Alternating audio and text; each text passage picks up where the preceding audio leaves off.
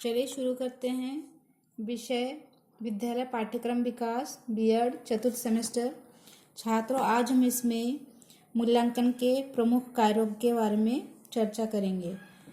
इससे पिछली वीडियो में हमने मूल्यांकन के बारे में शिक्षा के क्षेत्र में मूल्यांकन प्रणाली का प्रयोग के बारे में बताया था।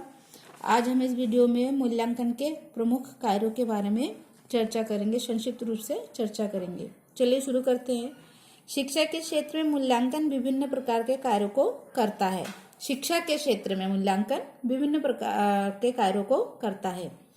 मूल्यांकन के कार्यों को निम्नलिखित रूप से विभाजित कर स्पष्ट किया जा सकता है, जैसे अनुदेशन सुधार हेतु सहायता प्रदान करना, स्कूल संचालन में सहायता प्रदान करना, शैक्षणिक तथा व्यावसायिक निर्देशन में सहायता प्रदान करना, अधिगम के लिए प्रेरणा प्रदान करना।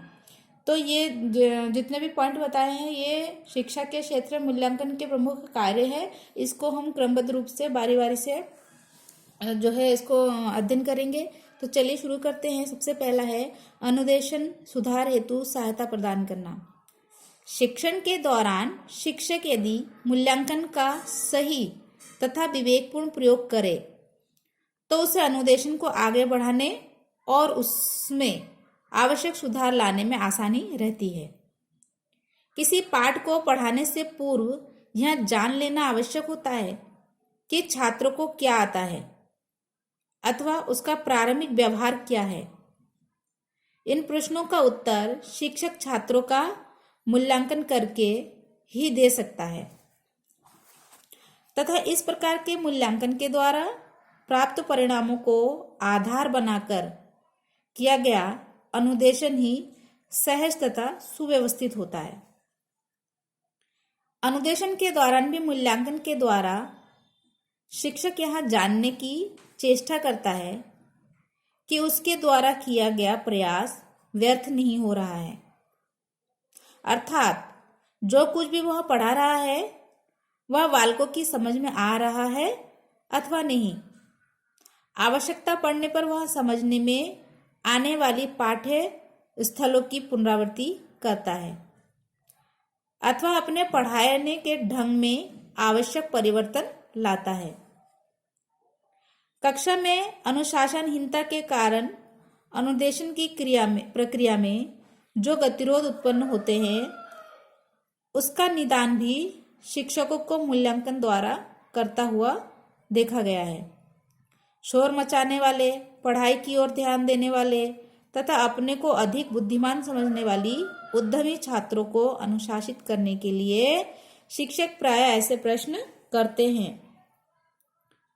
जिसका सामान्यतः वे उत्तर नहीं दे पाते। मूल्यांकन द्वारा इस प्रकार परोक्ष रूप से प्रताड़ित छात्र प्राय अनुशासित हो जाता है। प्रताड़ित मतलब दंड दिया जाने पर। किस तरह का दंड? मारने पीटने का नहीं, बल्कि प्रश्न पूछकर उसको शांत करने की। और प्रश्न कौन से होंगे? जो पढ़ा रहे हों उसी से संबंधित। तथा इस प्रकार अनुदेशन प्रभाव में उत्पन्न गतिरोध हल हो जाता है। नंबर 2, स्कूल संचालन में सहायता प्रदान करना। छात्रों का मूल्यांकन करके स्कूल के प्रशासक अनेक प्रकार से प्रशासन को सुनियोजित करते हैं। प्रत्येक सत्र के शुरू में अथवा कभी कभी सत्र के बीच में भी अनेक छात्र विद्यालय में प्रवेश पाने के लिए प्रयत्न करते हैं, किंतु विद्यालय में सीमित स्थान होने के कारण इनमें से केवल कुछ ही छात्रों को प्रवेश दिया जाता है। यह किस प्रकार चुने जाए? इस समस्या का निराकरण प्रवेश परीक्षण तथा साक्षात्कार की सहायता से करते हैं। अभिभावकों के स्थानांतरण हो जाने पर पुराने स्कूल का मूल्यांकन पत्र ही नए स्कूल में प्रवेश पाने के लिए सहायक होता है।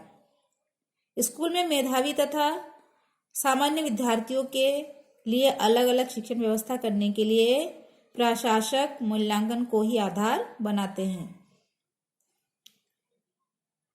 इसी के आधार पर ही वार्षिक उत्सव के कुछ पारितोषिक मेधावी छात्रों को दिए जाते हैं।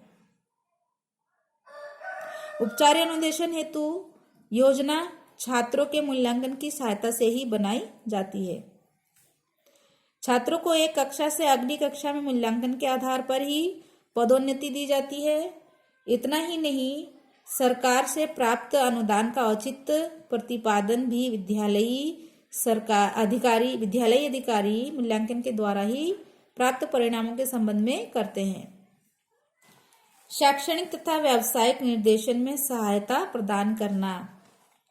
छात्रों को शिक्षा तथा व्यवसाय से संबंधित निर्देश देने के लिए उनका मूल्यांकन किया जाता है।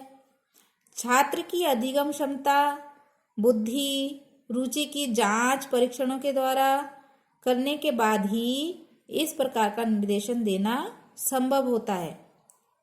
विभिन्न मनोविज्ञान केंद्रों तथा निर्देशन सेवाओं के द्वारा स्कूल इस कार्य का संपादन करते हैं। अतः विद्यालय में छात्रों को ऐसे विषय चुनने में जो आगे चलकर उसका जीवन निर्माण में सहायक सिद्ध होंगे, मूल्यांकन शैक्षणिक तथा व्यावसायिक निर्देशन के माध्यम से ही प्राप्त करता है। अधिगम के लिए प्रेरणा का सिद्धांत। यदि छात्रों की उन्नति को देखने के लिए समय समय पर किसी प्रकार की जांच न की जाए तो यह आशा करनी चाहिए कि वह अपनी क्षमता के अनुसार विभिन्न विषयों, कौशलों आदि को सीखते चले जाएंगे। परंतु वास्तव में ऐसा नहीं होता है। प्रायः देखा गया है कि किसी भी प्रकार के मूल्यांकन के बिना केवल कुछ ही छात्र पूरी लगन से सीखने का प्रयत्न करते हैं। परंतु यदि छात्रों को यह ज्ञात हो जाए कि जो कुछ भी वहाँ सीख रहे हैं उसका निकट भविष्य से मूल्यांकन होने वाला है, उसका मूल्यांकन होने वाला है, तो अधिकांश छात्र स्कूल में सिखाई जाने वाली बातों को सीखते हैं। इतना ही नहीं, छात्रों के अधिगम का स्तर तथा प्रकार का निर्धारण भी प्रत्यक्ष या अप्रत्यक्ष रूप से मूल्यांकन के आधार पर मूल्यांकन के प्रकार तथा स्तर पर निर्भर करता है। इसी कारण प्रतियोगिता परीक्षाओं के उत्तीर्ण करने हेतु छात्रों को सामान्यतः परीक्षाओं की अपेक्षा अधिक परिश्रम तथा तैयारी करनी पड़ती है। छात्रों, ये तो था शिक्षा के क्षेत्र में मूल्यांकन के प्रमुख कार्य। आज की वीडियो में इतना ही। धन्यवाद।